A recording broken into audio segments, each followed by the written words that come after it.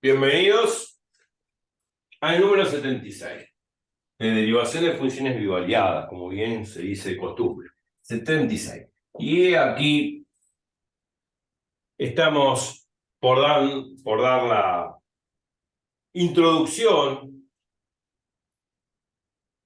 previa a lo que se llama los multiplicadores de Lagrange. Claro, el que lo sabe lo que estoy diciendo. Es un método que más bien proviene de un teorema, claro, y de una serie de lemas anteriores a esa propiedad, que me posibilita hallar los máximos y mínimos condicionados, y quizá también puntos de ensilladura, de una función, ¿no?, que pasa a ser una superficie en 3D, limitada o restringida bajo una cierta condición. O sea, los extremos condicionados, máximos y mínimos condicionados, y los posibles puntos de ensilladura si los hay. Bajo esa condición. Ya hemos hecho en el canal un montón de videos atrás extremos condicionados, máximos y mínimos condicionados, independientemente, para el que lo sabe, claro, de lo que se llama el método de multiplicadores de Lagrange, que tiene que ver con un teorema, como dije antes.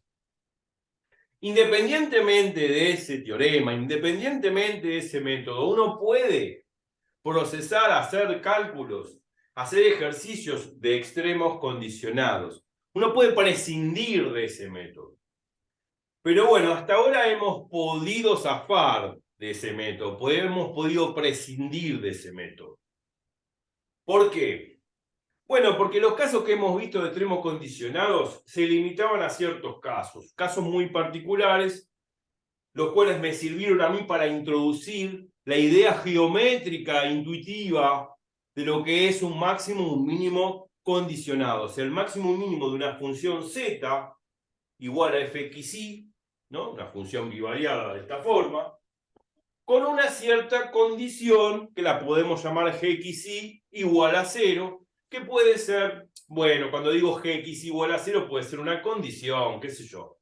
Pongámosle x cuadrado más y cuadrado menos 5 igual a 0. O también lo puedo poner así, la condición x cuadrado más y cuadrado igual a 5, donde eso en el espacio se identifica con un cilindro con eje axial en z, ¿no?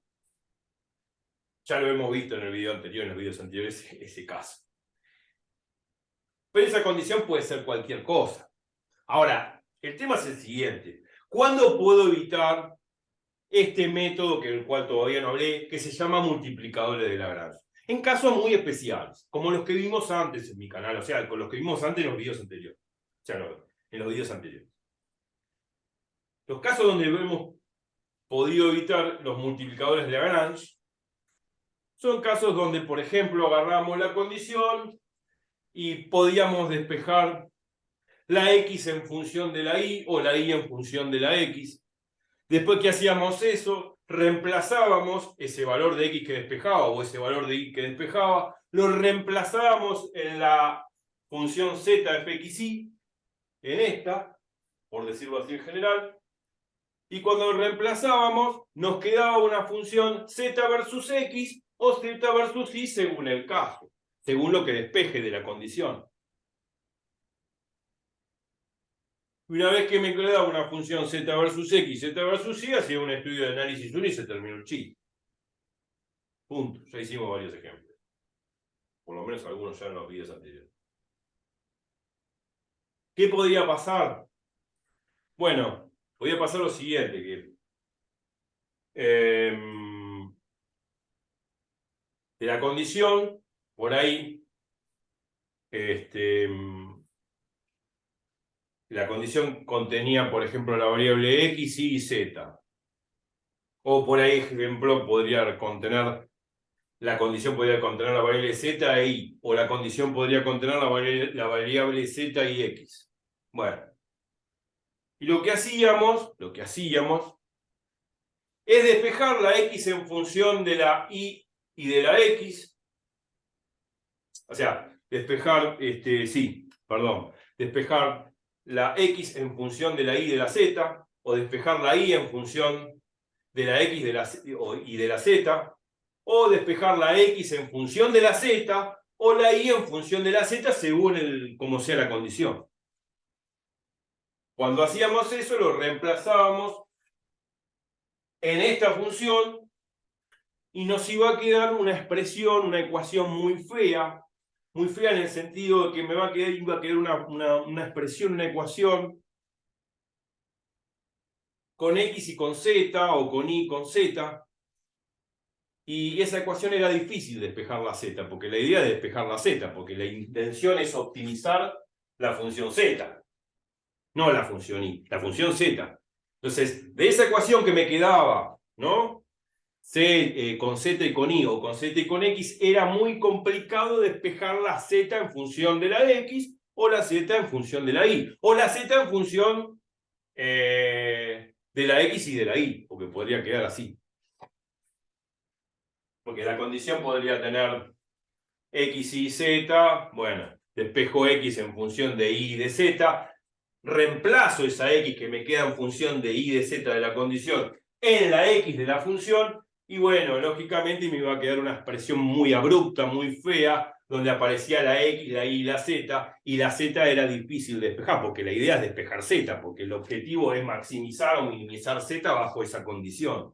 Entonces, cuando me quedaba una expresión, una ecuación un poco fea para poder despejar la Z, entonces recurríamos a las funciones dadas implícitamente. Si me quedaba una ecuación con X, con X, con Y, con Z, como no puedo despejar Z, yo por el teorema de existencia de unicidad de las funciones dadas implícitamente, lo cual debería verificarlo, aseguro la existencia de una función Z versus XY. Bueno, y a esa función tendría que hacerle el estudio de funciones, pero en forma implícita, con las condiciones de que la derivada, con las condiciones del teorema de existencia de unicidad de las funciones dadas implícitamente, y sobre todo la condición 4 de ese teorema, que me garantiza la posibilidad de utilizar las condiciones de Cauchy-Dini, el teorema de Cauchy-Dini, para sacar la derivada total de z respecto de x y de z respecto de y, lo cual voy a igualar a cero esas dos derivadas, saco los puntos críticos, y después con la condición suficiente de Lesiano, del determinante hessiano, determinar si es un máximo o mínimo, lo mismo que hacíamos para extremos libres. Ok, ahora sí, de la condición despejaba x en función de z, sí, x en función de z, y reemplazaba esa x en función de z acá en la función z fxy, me iba a quedar una expresión, una ecuación con z y con y. Lógicamente, ahí, por el teorema de existencia de unicidad de la funcionalidad dadas implícitamente, existe una función z versus y.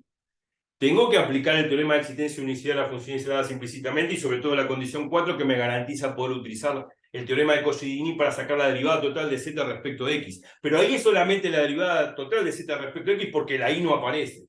Y eso lo igualó a cero, pero ahí como queda una función z versus x, una función de análisis 1, hago el estudio de funciones del análisis 1 común y silvestre, con el criterio de la derivada segunda. Ahí no aparece el determinante hessiano. El determinante hessiano aparece en el ejemplo que di anteriormente.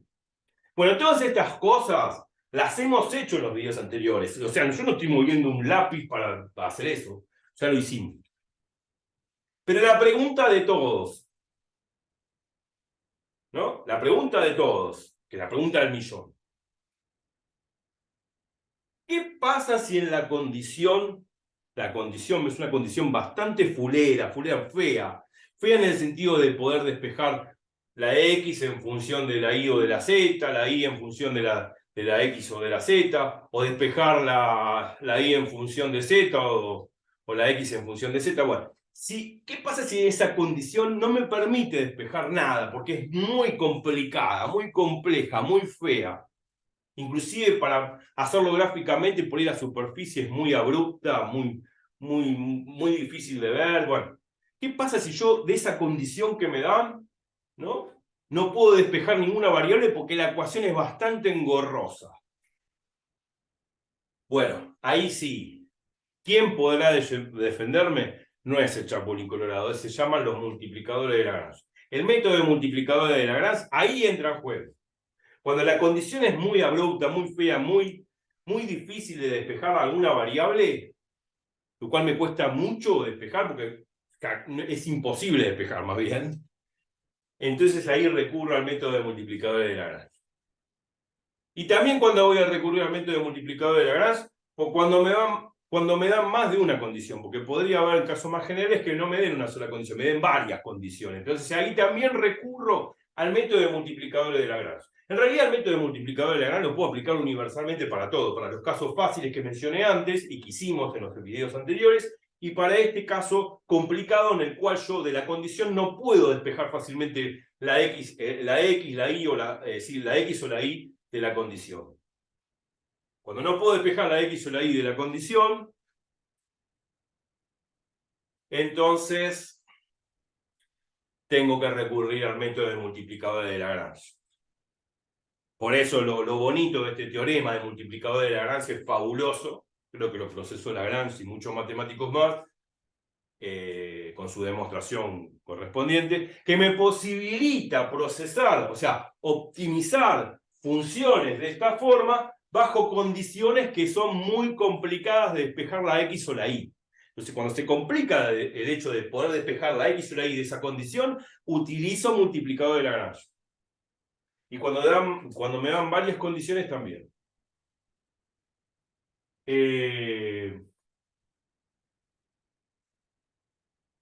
Y hasta ahora no lo hemos utilizado porque no lo necesitamos.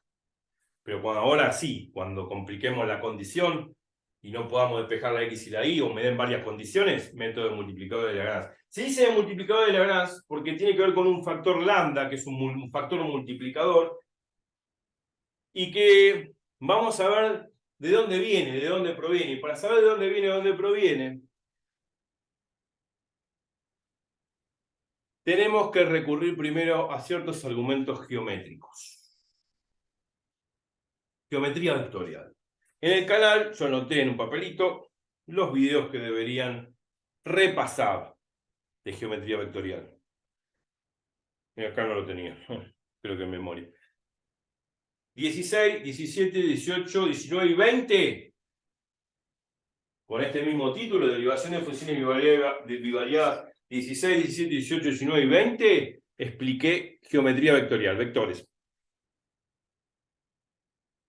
Y también está incluido el tema de la ecuación del plano, la ecuación vectorial del plano.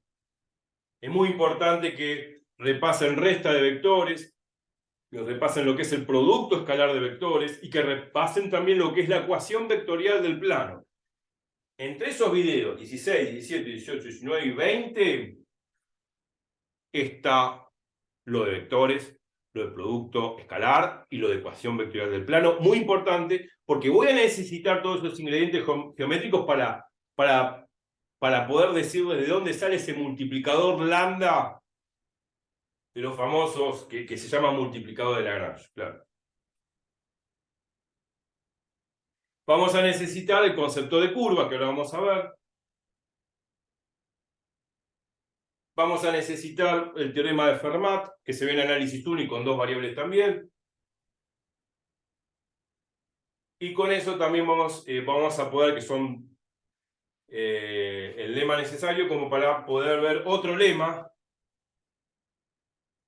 que es justamente el lema donde aparece el factor lambda, el factor multiplicador de Lagrange. Con estas cosas que mencioné, puedo demostrar el teorema de multiplicador de Lagrange, que no lo voy a demostrar, lo voy a hacer más adelante para la gente exacta, lo voy a mencionar, pero justamente la consecuencia final va a ser el teorema de multiplicador de Lagrange, que viene aparejado de todo lo que mencioné antes, todo lo que necesito de geometría vectorial, de lo que es una curva, lo que es el diferencial de una curva, lo que es el vector tangente de una curva,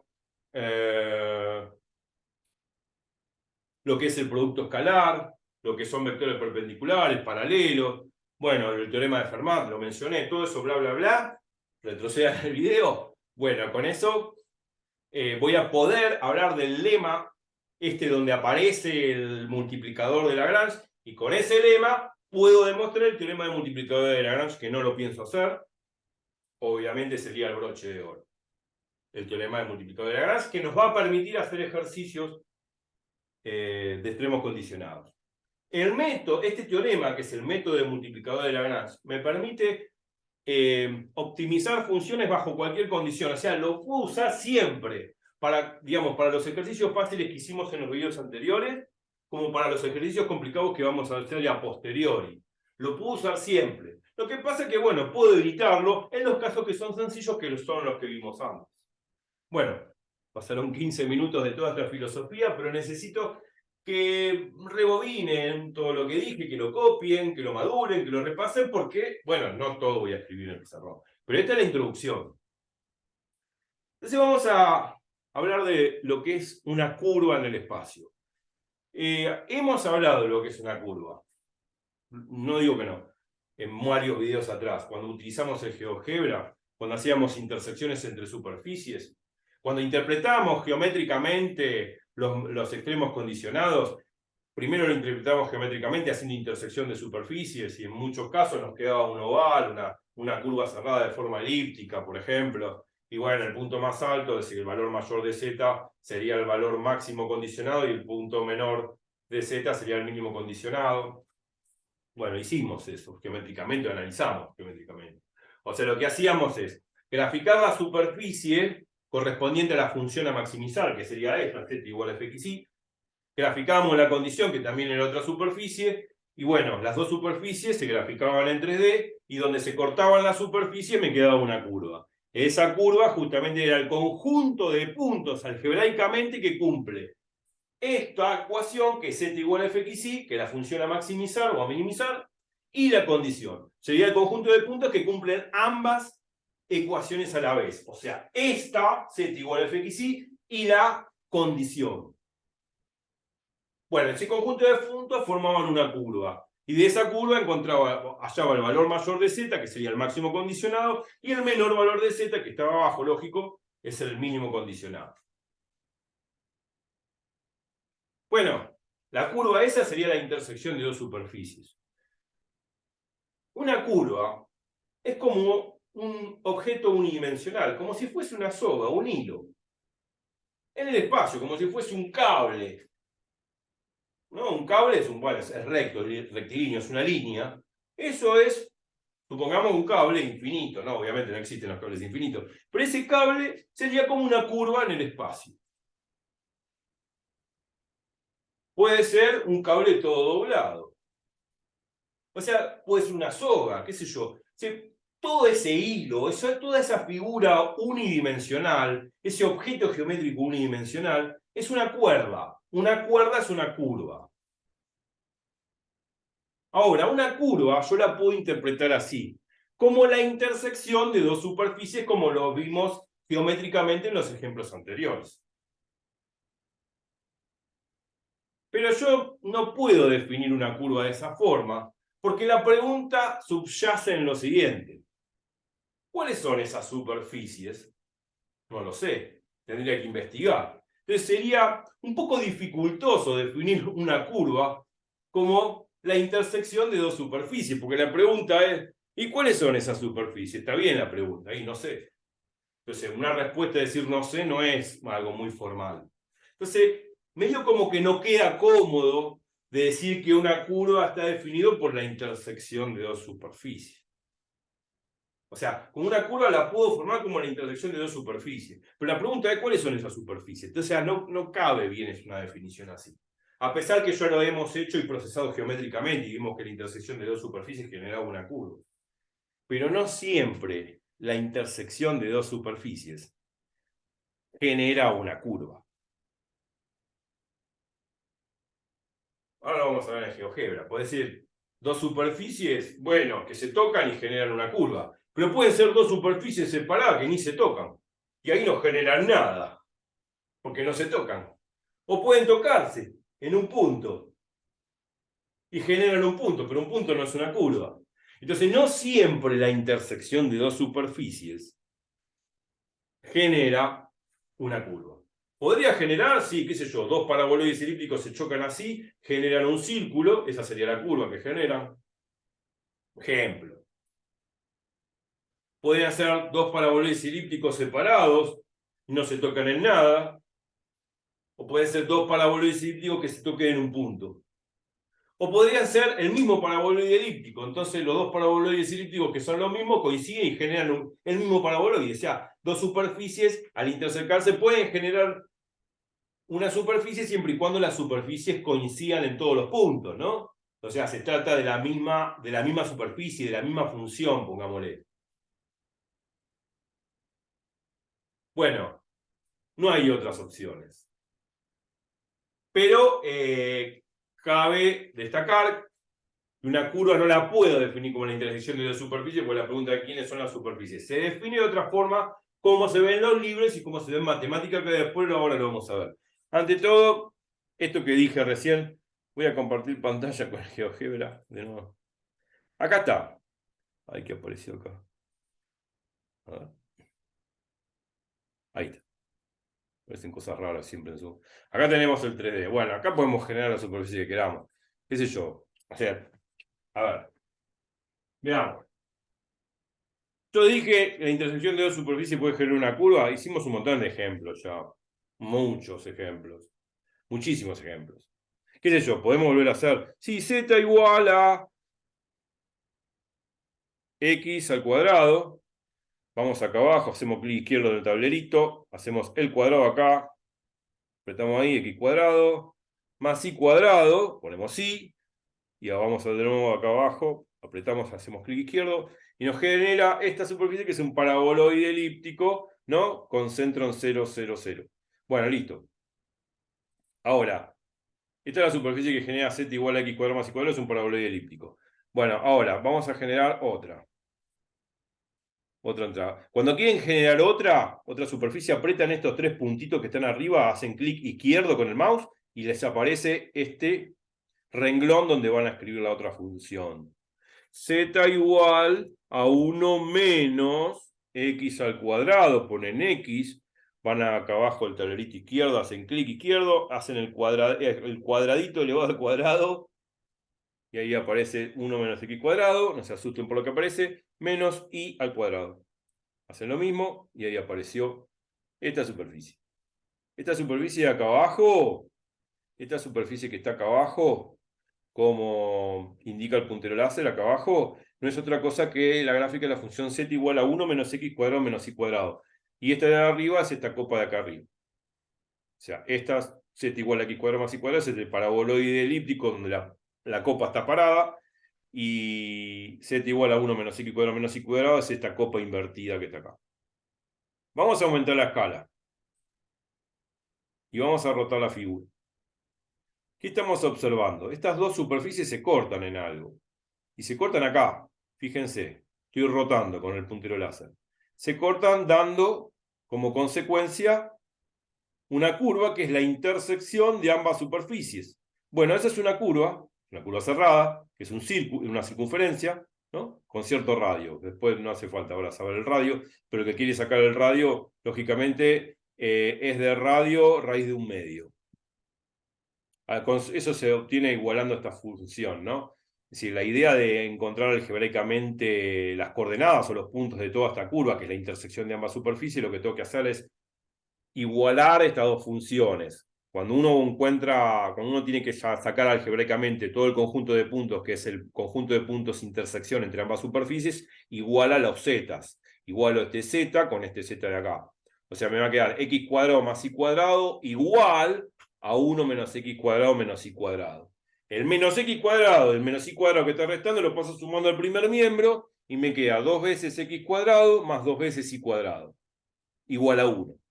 Saco 2 factor común, me queda 2 por, entre paréntesis, x cuadrado más y cuadrado, y el 2 que está multiplicando lo paso dividiendo al otro lado.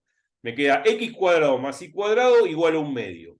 Eso no es otra cosa que una circunferencia con centro en el origen 0 de x, 0 de y, o sea, en el origen 0, 0, y con radio igual a raíz de 1 medio. ¿Por qué raíz de 1 medio? Porque el 1 medio que queda del otro lado no es otra cosa que el radio al cuadrado.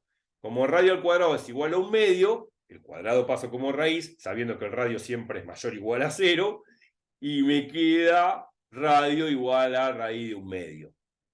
Sabemos que queda módulo de R, pero como el radio es positivo Y si el radio es positivo por definición de módulo, módulo de R es igual a R. Entonces me queda R igual a raíz de 1/2. Y ese es el radio de esta circunferencia que me quedó acá, que estoy marcando con puntero láser. Si, bueno, giramos un poquito, lo vemos así. A ver, lo vemos mejor, con otra perspectiva, vamos girando. Esto lo pueden mover ustedes con el mouse. Apretando el clic izquierdo con el mouse pueden girar y rotar la figura y ver. Bueno, lógicamente, esa circunferencia que me quedó acá demarcada, que es la intersección entre ambas superficies, no es otra cosa que la curva que generamos entre la intersección de dos superficies. Bueno, ahora, supongamos que a mí se me ocurre graficar ahora esta función. Supongamos que a esta misma yo le sumo 1 más. Ahí está. Hacen clic, hacen un botón con el clic izquierdo y generó esta nueva figura. Fíjense que esta copa que está acá arriba no es otra cosa que z igual a 1 más x cuadrado más y cuadrado. O sea, lo único que hice es trasladar un lugar. La copa anterior, que era z igual a x cuadrado más y cuadrado, al elevar a un lugar hacia arriba, me queda la copa elevada hacia arriba a un solo lugar. Por eso quedó desplazada para arriba. Y la función de abajo sigue siendo la misma, z igual a 1 menos x cuadrado menos y cuadrado. Si rotamos la figura, vemos que acá no se cortan en ninguna curva, se cortan en este punto, como indica el puntero láser. Acá se cortan nada más. Se cortan ahí, acá. Y para verificar que se cortan en ese punto, igualo estas dos superficies. Igualo 1 más x cuadrado más y cuadrado, lo igualo a 1 menos x cuadrado menos y cuadrado. Cuando igualo estas dos cosas acá, este x cuadrado que está restando y este y cuadrado que está restando, los paso sumando al otro miembro. Me queda 2 veces y cuadrado más 2 veces y cuadrado. Entonces, 2 veces x cuadrado más 2 veces y cuadrado. Y el 1 que está sumando lo paso restando, me queda igual a 0. Entonces me queda 2 veces x cuadrado más 2 veces y cuadrado igual a 0. Saco 2 factor común, 2 por, entre paréntesis, x cuadrado más y cuadrado. Todo eso es igual a 0. El 2 que está multiplicando lo paso dividiendo, me queda 0 dividido 2, 0. Entonces me queda x cuadrado más y cuadrado igual a 0. En números reales, la única solución es que x e y valgan 0 simultáneamente. La única forma que x cuadrado más y cuadrado valga 0 es que x valga 0 y que y valga 0. Porque de otra forma uno podría pensar, bueno, si me queda x cuadrado más y cuadrado igual a 0, el y cuadrado que está sumando lo paso restando y me queda x cuadrado igual a menos y cuadrado. Como yo sé que x cuadrado es mayor o igual a 0, porque todo número elevado al cuadrado es mayor o igual a 0, e y cuadrado también es mayor o igual a 0 para todo valor de y real, me queda que x cuadrado es igual a un número negativo, porque me queda x cuadrado igual a menos y cuadrado. Y como y cuadrado es mayor o igual a 0, si le meto el menos adelante, me va a quedar menos y cuadrado, va a ser menor que 0. Entonces me queda que x cuadrado es menor que 0, eso es absurdo. Entonces, por lo tanto, la única posibilidad es que x valga 0 y simultáneamente que y valga 0 para que x cuadrado más y cuadrado sea igual a 0. Rebobinen, repitan todo, copien todo y hagan la cuenta. Entonces el único punto donde se van a encontrar es en el 0, 0, 0 de x, 0 de y. Si x vale 0, y vale 0, reemplazo el x igual a 0 acá, el igual a 0 acá, me queda z igual a 1. Y si lo hago acá abajo, también me queda z igual a 1. O sea, z igual a 1, que es este punto que estoy indicando acá con puntero láser, sería el punto de intersección de ambas superficies. O sea, sería el punto 0 de x, 0 de y 1 de z. Bueno, ahí se corta en un punto, eso nos genera una curva. Y ahora, por ejemplo, supongamos que se me ocurre, en vez de poner un 1 acá arriba, pongo un 2. Hacen clic izquierdo siempre y ponen 2. Hacen clic izquierdo con el mouse, ¡tuc! Y aparece esta nueva superficie. Bueno, esta superficie de acá arriba se trasladó ahora 2 lugares hacia arriba. Ahora vemos que no se cortan nunca. Esta superficie z igual a 2 más x cuadrado más y cuadrado no se corta nunca con z igual a 1 menos x cuadrado menos y cuadrado. Entonces, bueno, listo. Acá no hay intersección. La intersección entre ambas superficies es vacío. Vacío significa que no hay nada en común. Son dos superficies separadas, completamente aisladas, una de la otra y no se tocan en ningún punto. Si yo quisiera analizarlo eso algebraicamente, es fácil. Igualo esta función con esta función, me queda 2 más x cuadrado más y cuadrado igual a 1 menos x cuadrado menos y cuadrado. Cuando yo igualo eso, paso el x cuadrado este y el y cuadrado este que está restando sumando al otro miembro, y me va a quedar 2 veces x cuadrado más 2 veces y cuadrado. y paso este 2 sumando, restando al segundo miembro y me queda 1 menos 2 en el segundo miembro. 1 menos 2 es menos 1, entonces me va a quedar 2x cuadrado más 2y cuadrado igual a menos 1. Saco 2 factor común, me queda 2, entre paréntesis, x cuadrado más y cuadrado igual a menos 1. El 2 que está multiplicando lo paso dividiendo y al final me queda así. X cuadrado más y cuadrado igual a menos 1/2. Y eso es una aberración. Porque x cuadrado más y cuadrado es un número mayor o igual a 0. No puede ser igual a un número negativo que en este caso es menos 1/2. Por lo tanto, la ecuación x cuadrado más y cuadrado igual a menos 1/2 no tiene solución en los números reales. O sea, no existe ningún valor de x, ningún valor de y real para que x cuadrado más y cuadrado sea igual a menos 1/2. Y eso significa que al no haber solución, geométricamente estamos viendo que no hay intersección entre ambas superficies. O sea, lo que quiero decir que lo que vemos gráficamente tiene que condecir absolutamente con el álgebra de ecuaciones que nosotros realizamos. O sea, no puede ser que acá gráficamente no haya punto de intersección y cuando igualamos dos ecuaciones estas, me quede un valor de x y un valor de y real. No, porque sería una cosa de locos. No tiene sentido. O sea, si vemos acá que estas dos superficies no tienen nada en común, cuando yo iguale estas dos ecuaciones algebraicamente, no voy a encontrar ningún valor de x y ningún valor de y. Porque si lo encuentro es porque hice mal la cuenta. No puedo encontrar un valor de x y un valor de y cuando la geometría me dice que no, acá no hay punto de intersección. Bueno, listo. Lo algebraico debe obviamente condecir con lo geométrico, si no estamos todos locos. O sea, tienen que ir a la par, tienen que ir de la mano, ¿no? No puede ser la geometría decir una cosa y el álgebra de ecuaciones me dice otra, ¿no? Imposible, una cosa de loco. Entonces, acá no generamos nada. No generamos ni un punto, no generamos una curva, nada. Y bueno, y si pongo, por ejemplo, acá abajo, para terminar, pongo un 2, y acá pongo un signo más, y acá pongo un signo más, y hago clic izquierdo, me queda la misma superficie. O sea, la intersección de estas dos superficies, lógicamente, algebraicamente son la misma función, ¿no? Bueno, lógicamente, como son la misma función algebraicamente, se cortan en todos los mismos puntos. O sea, coinciden ambas superficies. Si coinciden en ambas superficies, genera esta copa y nada más. O sea, estas dos superficies son iguales, eso es lo que quiero decir. Y si son iguales algebraicamente, se cortan para todo xy. Para todo xy se van a cortar. Entonces ahí vemos un caso donde la intersección de dos superficies, que son iguales, claro, coinciden y genera la misma superficie, lógico. Si tengo dos superficies iguales, la intersección es la misma superficie.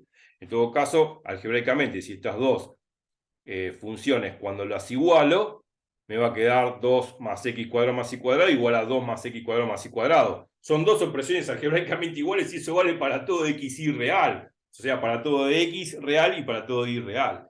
Y eso es porque coinciden ambas superficies.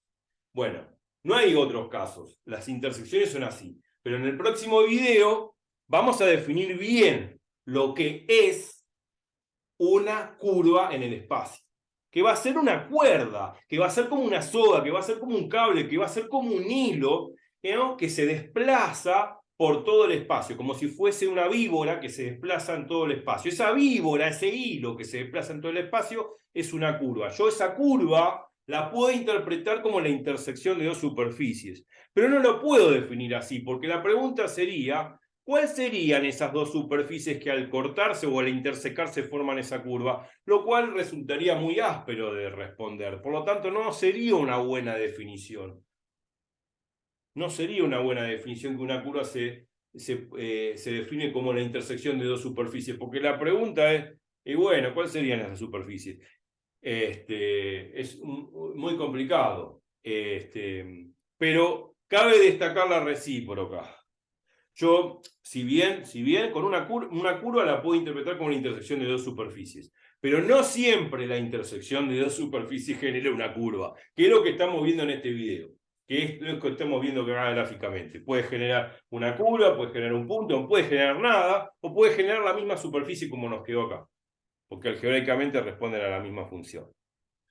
Bueno, ya está. Esta fue la introducción, y ya en la clase 77 ya empezamos con el tema vectorial, con la geometría vectorial. Vamos a definir primero lo que es una curva, cómo se define realmente una curva desde el punto de vista vectorial y cómo aparece en la matemática, en los libros. Y después vamos a definir lo que es el vector tangente a una curva, y cuando hablo de vector hay que repasar los videos de vectores.